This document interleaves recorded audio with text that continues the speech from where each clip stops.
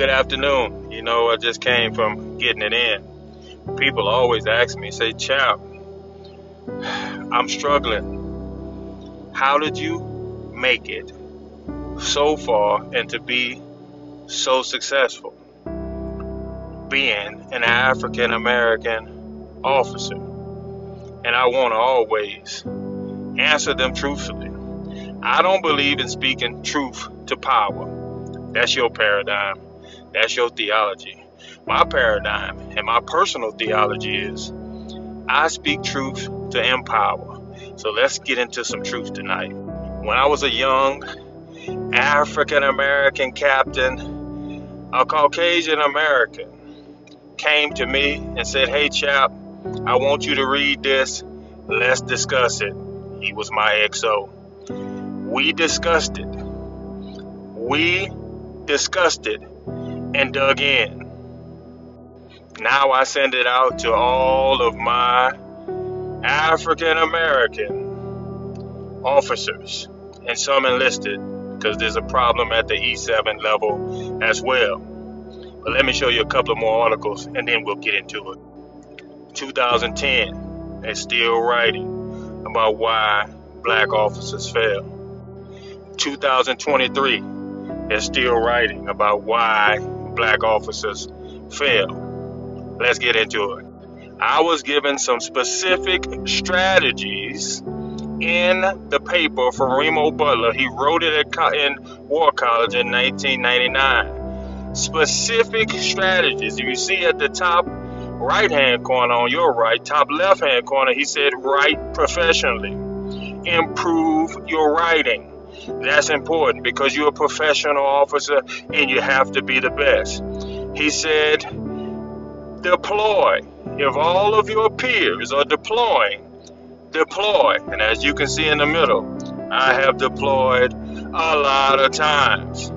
He said, take classes outside of the military, dealing with the military. So if you see in the right hand corner, it has a class that I took online that I recommended to all of my friends and my mentees, all of my friends and mentees. That's a 6-month course online.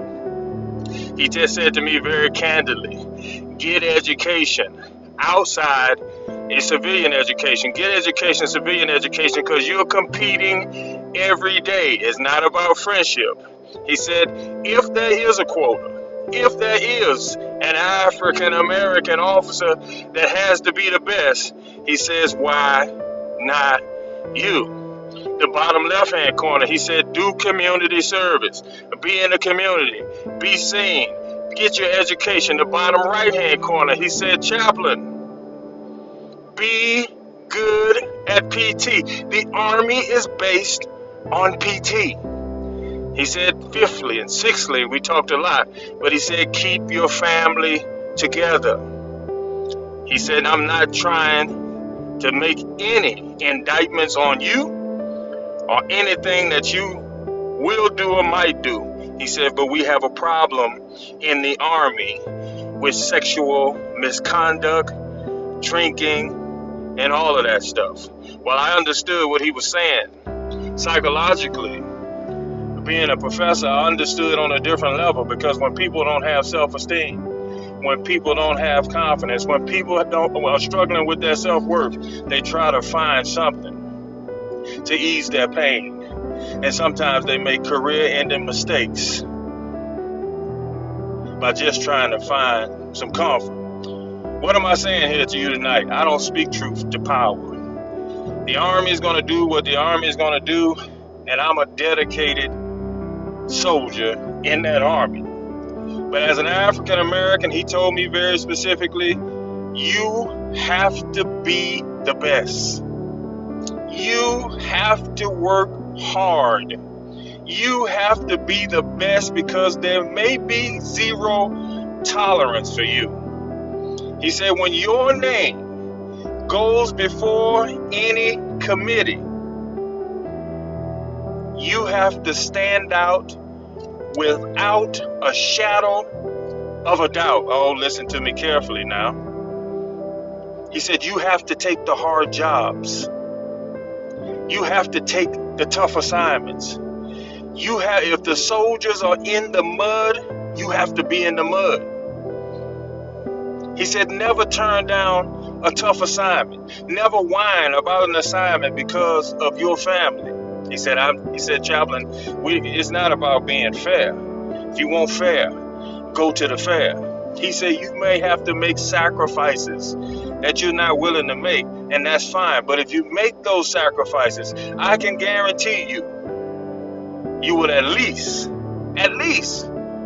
make Lieutenant Colonel. Brothers and sisters, and all those concerned, he gave me a strategy. I have been following that strategy for 25 years at great expense to sometimes my family. But I wanted to be a strong man. I wanted to be a professional officer. He said, Chaplain, be competent. When we turn to you and ask you a question about your business, be competent. He said, Chaplain, the OER is the most important document in your life. Know it like you know your wife and children. Oh, I'm going to say that again because a lot of folks don't know that document. He said that document you should know like you know your wife and children. He said you should know the very nuance of words and how they are written for others and how they are written for you, and they should marry up. Hey, I don't speak truth to power.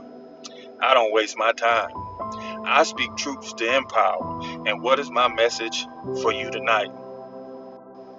My message is to get something you've never had, you got to do something you've never done.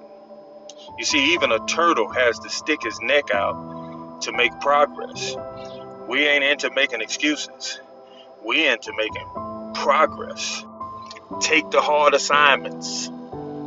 Take the hard assignments, even if you feel incompetent, even if you feel overwhelmed. Put your pride aside and go ask for help. Put your pride aside and do whatever it takes to get where you're going. 28 years later, I'm still implementing those strategies. I'm still sacrificing. Although I'm done with the military, I don't know what other opportunities are out there for me. So I need people to see me grinding. I need people to see me working. I need people to be willing to know when I come on your team, I'm not going to be a liability. I'm going to be an asset. And if I'm on your team, I'm going to walk around with your shirt, your company name on a billboard, because I'm going to be proud to be working there. I'm going to implement those strategies for the rest of my life. Take a look at it. Send me an email. I'll send it to you. It's a public record. It came from the War College. I think it's a wonderful document. It doesn't give any outs. It doesn't make any excuses. It gives you bona fide tips to get yourself where you need to go. Woo! I'm young. I'm pretty. And I can't possibly be beat. I must be the greatest. We shook up the world!